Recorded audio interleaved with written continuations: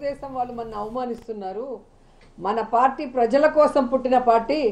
మనం ఎవరి బిస్కెట్లకి తల వంచం, మనమే వాళ్ళకి ఎన్ని కావాలో అన్ని ఇస్తామని చాలా పెద్ద పెద్ద మాటలు మాట్లాడారు.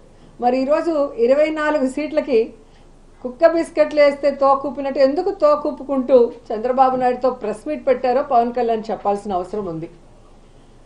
చాలా పెద్ద పెద్ద డైలాగులు కూడా చెప్పాడు. సముద్రం ఎవరి కాళ్ళు పట్టుకోదు, పర్వతం తల వంచదు అని. మరి ఏ ప్యాకేజీ కోసం 24 సీట్లకే చంద్రబాబు నాయుడు కాళ్ళు పట్టుకున్నావు? ఈరోజు చంద్రబాబు నాయుడు ఇచ్చిన ముష్టి 24 సీట్లకే ఎందుకు తల వంచావు పవన్ కళ్యాణ్ అని జనసేన కార్యకర్తలు నాయకులకి సమాధానం చెప్పాలి. నిజంగా ఎంత బాధాకరం అంటే,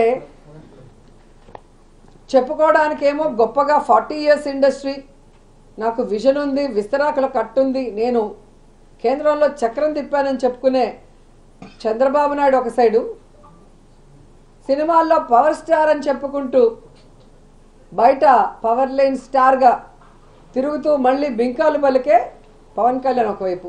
వీళ్ళిద్దరికీ బాగా అర్థమైపోయింది, మనకి బలం లేదు, జగన్మోహన్ రెడ్డి గారిని మనం ఓడించే పరిస్థితి లేదు, కాబట్టి మనం ఎలాగైనా పొత్తు పెట్టుకొని జగనన్నని దించాలి అన్న ఆలోచనతోనే ఈ పొత్తుల కార్యక్రమానికి స్టార్ట్ చేశారు. కొద్దిసేపు బీజేపీ సంకనెక్కాలని చూస్తారు, బీజేపీ సంఖ ఎత్తించుకోకపోతే కాంగ్రెస్ సంకనెక్కాలని చూస్తారు, ఆ కాంగ్రెస్ ఎక్కించుకోకపోతే పిల్ల పార్టీలతో పోవాలని చూస్తారు. అంటే వాళ్ళల్లో వాళ్ళకే ఒక గందరగోళం, ఎవరితో పొత్తు పెట్టుకోవాలి, ఎలా వెళ్ళాలి, ఎవరు మనని పొత్తు పెట్టుకోవడానికి అవకాశం ఇస్తారో అర్థం కాకుండా గందరగోళం పరిస్థితిలో ఈరోజు 118 స్థానాలు అనౌన్స్ చేశారనేది మనం అర్థం చేసుకోవాలి.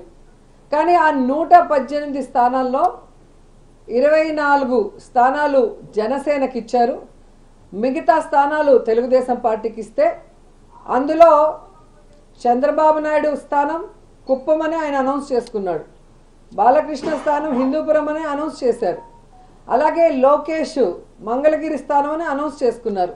కానీ పవన్ కళ్యాణ్ ఎక్కడ నించోలో ఏ స్థానమో కూడా ఇంకా చంద్రబాబు నాయుడు డిసైడ్ చేసేంత వరకు అనౌన్స్ చేసుకోలేని దౌర్భాగ్య పరిస్థితిలో ఉన్నారు. అంటే అర్థం ఏంటి? ఒక చోట ఓడిపోయిన వాడికి మొదటి ఇచ్చారు, 2 చోట్ల ఓడిపోయిన వాడికి తర్వాత ఇస్తాంలే సెకండ్ జాబితాలో అని ఒక కేర్లెస్నెస్ ఏమో పవన్ కళ్యాణ్ చంద్రబాబు నాయుడిని అడిగి తెలుసుకోవాలని కూడా ఈ సందర్భంగా తెలియజేసుకుంటున్నా.